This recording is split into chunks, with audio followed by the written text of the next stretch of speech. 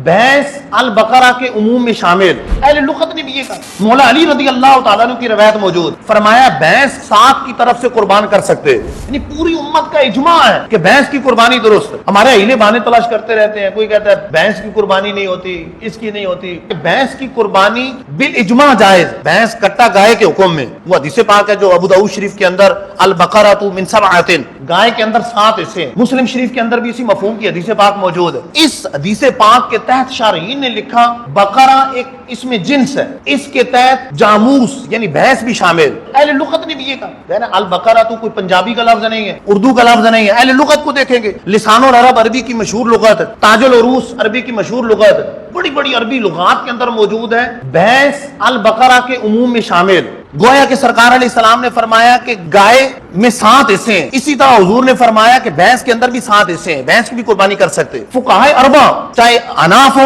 चाहे शवाफे हो, चाहे मालकिया हो, चाहे अनाबला हो, सब के नजदीक भैंस की कुर्बानी जायज है। उलमा ने जो इजमा पर किताबें लिखी हैं, अल्लामा इब्न मुंज़िर रहमतुल्लाह तआला अलैहि की अल इजमा किताब है, उसके अंदर इजमा नकल की है कि मुसलमानों का इस बात पे इजमा है कि भैंस और कट्टे की कुर्बानी जायज। अनाफ की किताबें तो हिदाया ले लें, फतावा काजी खान ले लें, बदाए सनाया ले लें, सब में लिखा है कि भैंस की कुर्बानी बिल्कुल दुरुस्त है।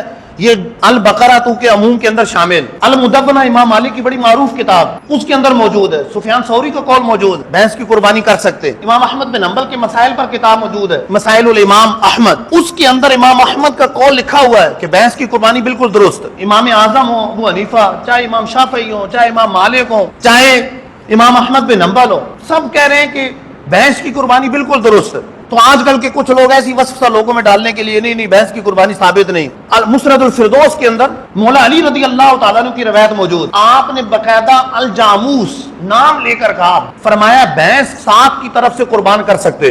मौला अली के खास शागिर्द इमाम हसन बसरी रहमतुल्लाह तआला अलैहि का फरमान मौजूद है कि भैंस की कुर्बानी बिल्कुल दुरुस्त। यानी पूरी उम्मत का इजमा है कि भैंस की कुर्बानी दुरुस्त है। यहाँ लोगों में वस्फ़ से डालने के लिए बाद लोग ऐसी शोशा छोड़ देते हैं, नहीं भैंस की कुर्बानी साबित नहीं। सारे आइम्मा नकल कर रहे हैं, सारे उलमा नकल कर रहे हैं, मौला अली का फरमान मौजूद, इमाम हसन बिन बसरी, फिर हदीस के अंदर जो फरमान मौजूद है उसका मतलब उलमा बयान कर रहे हैं, अहले लुगत बयान कर रहे हैं कि यहाँ पर भैंस शामिल है इसके अंदर। अल्लाह ताला से दुआ है कि हमें अहकाम शरा के सामने सर तस्लीम खम करने की तौफीक अता फरमाए, खुश दिली के साथ कुर्बानी करने की तौफीक अता फरमाए।